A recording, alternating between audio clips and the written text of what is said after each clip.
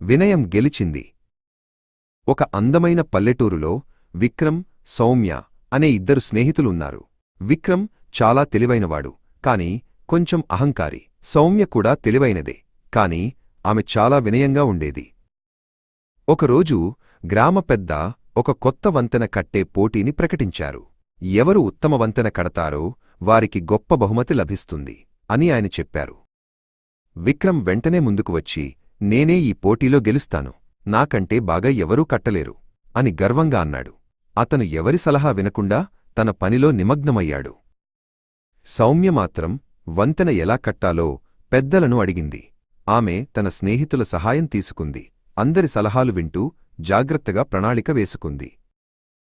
విక్రమ్ చాలా వేగంగా పనిచేశాడు, కాని అతను కొలతలు సరిగా తీసుకోలేదు. అతని వంతెన ఒకవైపుకు వంగిపోయింది, పునాదులు బలహీనంగా ఉన్నాయి. సౌమ్య మాత్రం నెమ్మదిగా జాగ్రత్తగా పనిచేసింది.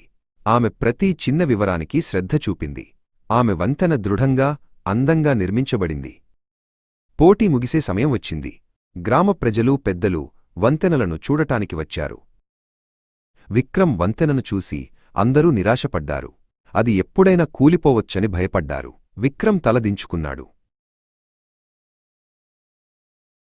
సౌమ్య వంతెనను చూసి అందరూ ఆశ్చర్యపోయారు.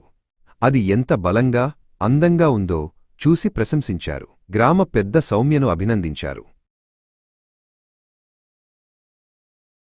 విక్రమ్ తన తప్పు తెలుసుకున్నాడు. అహంకారం మనిషిని కూలదీస్తుందని, వినయం మనిషిని నిలబెడుతుందని అందరికీ అర్థమైంది. అప్పటినుండి విక్రమ్ కూడా వినయంగా ఉండటం నేర్చుకున్నాడు.